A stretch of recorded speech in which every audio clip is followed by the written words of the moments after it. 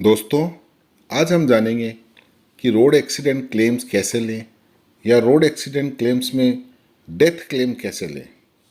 दोस्तों, जैसे जैसे रोड पर गाड़ियां बढ़ती जा रही है वैसे वैसे एक्सीडेंट के केसेस और उसमें हो रही जान और माल की नुकसान बढ़ता जा रहा है।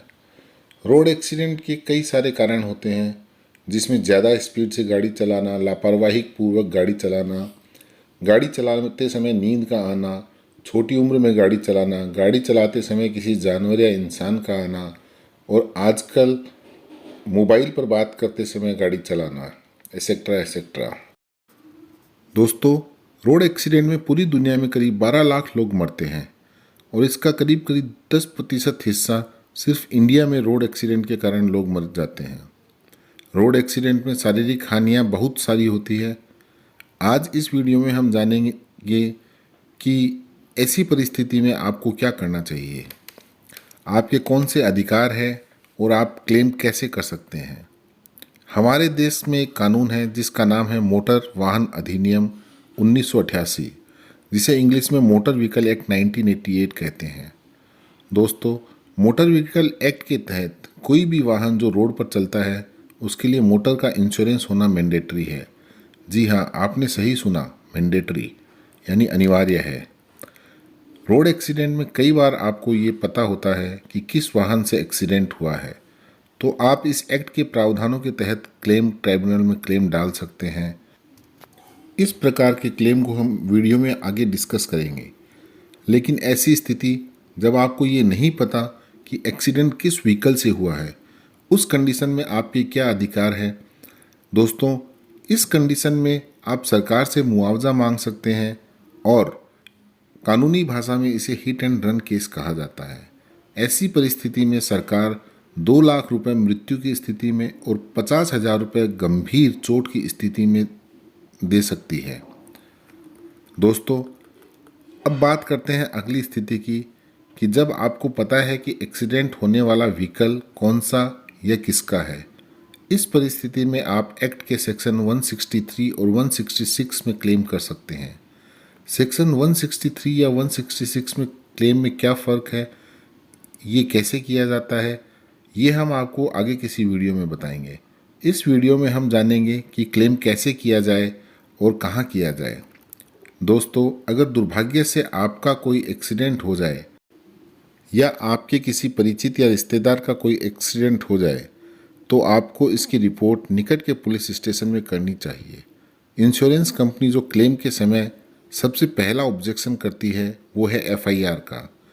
इस एफआईआर में एक्सीडेंट का पूरा वर्णन किया जाना जरूरी नहीं है, बस आपको इसकी रिपोर्ट करनी जरूरी होती है। जो दूसरे डॉक्यूमेंट्स आपको क्लेम के लिए चाहिए वो है डेथ होने की स्थिति में डेथ सर्टिफिकेट और पोस्टमार्टम रिपोर्ट। चोट लगने की स्थिति में ये इंजरी रिपोर्ट होती है। मृतक और क्लेम के दावेदारों के पहचान पत्र, मृतक का जन्म प्रमाण पत्र, मृतक की इनकम यानी आमदनी का प्रमाण पत्र। अगर थर्ड पार्टी क्लेम किया जाता है तो थर्ड पार्टी इंश्योरेंस नोट।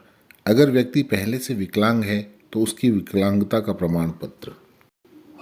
दोस्तों, अब हम जानते हैं कि क्लेम कौन कर सकता है। तो दोस्तों, अगर एक्सीडेंट में मृत्यु हो जाती है तो उसके रिश्तेदार या उत्तराधिकारी, जैसे उसके माता पिता, पत्नी, बच्चे और हाँ, उसके छोटे भाई बहन भी ये क्लेम कर सकते हैं अगर वो मृतक पर डिपेंडेंट हो। घायल व्यक्ति खुद या घायल व्यक्ति की अगर स्थिति खराब हो तो उसके ऊपर बताए गए रिश्तेदार ये क्लेम कर सकते हैं। अब हम जानते हैं कि मोटर एक्सीडेंट क्लेम कहाँ किया जा सकता है। तो दोस्तों, मोटा मोटी 3 जगह ऐसे क्लेम किए जा सकते हैं। पहली वो जगह जहाँ पर एक्सीडेंट हुआ है उस जिले के ट्राइब्यूनल में। दूसरी वो जगह जहाँ पर दावेदार या क्लेमेंट खुद रहता है या उसका बिजनेस है। और या तीसरी जगह जहाँ पर जो रेस्पोंडेंट प्रतिवादी है वो खुद रहता है या उसका कोई बिजनेस है। दोस्तों, अब हम डिस्कस करते हैं कि इस क्लेम करने की प्रक्रिया क्या होगी। तो दोस्तों, सबसे पहले एक एफआईआर करनी ज़रूरी होती है और दूसरी चीज़ है आपको इंश्योरेंस कंपनी को यथाशीघ्र सूचित करना होता है। पुलिस को डॉक्यूमेंट्स अवेलेबल करवाने होते हैं, जैसे ड्राइविंग लाइसेंस, रजिस्ट्रेशन सर्टिफिकेट, गाड़ी की इंश्योरेंस। उसके बाद पुलिस घटनास्थल का इंस्पेक्शन करती है और एक रिपोर्ट बनाती है। इंश्योरेंस कंपनी अपना सर्वेयर नियुक्त करती है जो उस जगह को और गाड़ी को विजिट करता है और एक रिपोर्ट बनाकर इंश्योरेंस कंपनी को सबमिट करता है। इस आधार पर कंपनी आपको इंश्योरेंस क्लेम अवार्ड करती है। अगर आप इस राशि से खुश नहीं हैं तो ट्रिब्यूनल में केस कर सकते हैं। ट्रिब्यूनल सबसे पहले सेटलमेंट करवाने की कोशिश करती है। अगर सेटलमेंट नहीं होता है तो फिर केस चलता है और फिर क्लेम की राशि सभी परिस्थितियों के हिसाब से तय की जाती है। एक बात और फटाफट जान लेते हैं कि कौन सी ऐसी परिस्थितियां हैं जिसमें इंश्योरेंस कंपनी क्लेम देने से मना कर सकती है।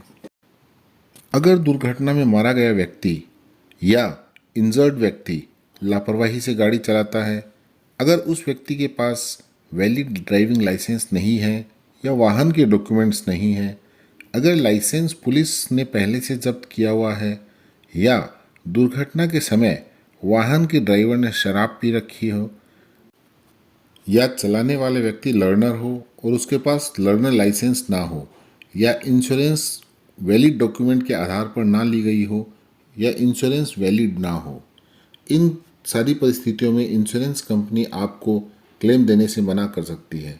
दोस्तों, गाड़ी सही से, आराम से और बिना लापरवाही के चलानी चाहिए। उम्मीद करते हैं आपको वीडियो बहुत पसंद आया होगा, तो लाइक और सब्सक्राइब ज़रूर कीजिएगा।